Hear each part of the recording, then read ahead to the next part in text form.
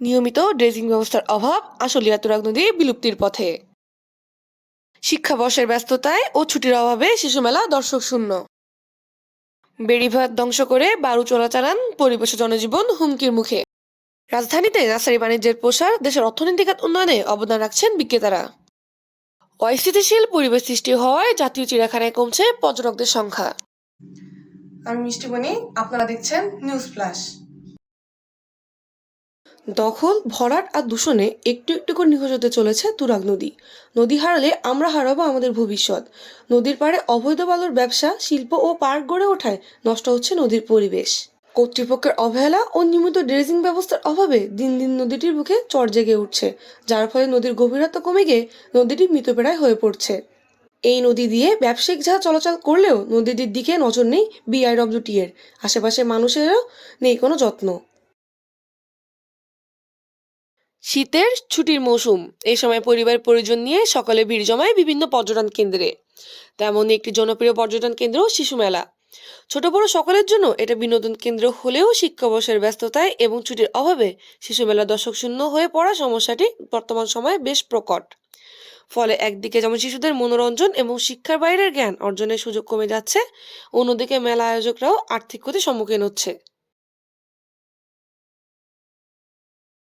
অবৈধ বালুর চোরাচালান একটি জটিল সমস্যা, যেটা প্রতিনিয়ত ঘটছে মিরপুর একের বেড়িবাঁধে। গদি বসিয়ে চলছে এই ব্যবসা। মূল সড়কের পাশে অনেক জায়গা নিয়ে তৈরি করা হয়েছে বালুর উঁচু স্তূপ। বালু চোরাচালান শুধুমাত্র অর্থনৈতিক অপরাধ নয়, বরং পরিবেশ ও সমাজের জন্য ব্যাপক ক্ষতিকর কারণ হয়ে দাঁড়িয়েছে। নির্মাণ কাজের বৃদ্ধির ফলে বালুর চাহিদা বেড়েছে, যা অবৈধ বালু উত্তোলনকে উৎসাহিত করে। আইন প্রয়োগকারী সংস্থাগুলির অদক্ষতা এবং দুর্নীতি এই সমস্যার প্রধান কারণ হয়ে দাঁড়িয়েছে। একটি গাছ হাজারো মানুষের জন্য। পরিবেশ বাঁচাতে এবং জীবন বাঁচাতে যেন গাছের বিকল্প কিছু নেই। বর্তমানে শহরাঞ্চলের নার্সারিগুলো পরিবেশ বাঁচানোর উদ্যোগের পাশাপাশি গাছ বিক্রির মাধ্যমে অবদান রাখছে দেশের অর্থনৈতিক খাতে। সামগ্রিকভাবে বলতে গেলে রাজধানীতে নার্সারি বাণিজ্যের প্রসার পরিবেশ ও অর্থনীতি উভয় ক্ষেত্রে ইতিবাচক প্রভাব ফেলছে।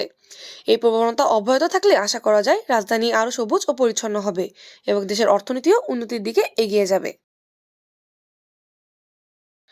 বাংলাদেশ জাতীয় চিড়িয়াখানার পরিবেশ পরিচ্ছন্নতার উপর জোর আরোপ করা হলেও কমে গিয়েছে পশু পাখির সংখ্যা। পর্যাপ্ত পরিমাণ খাবারের অভাব এবং কর্তৃপক্ষের দায়সারা ভাবে যেন এমন পরিবেশ সৃষ্টি হওয়ার মূল কারণ।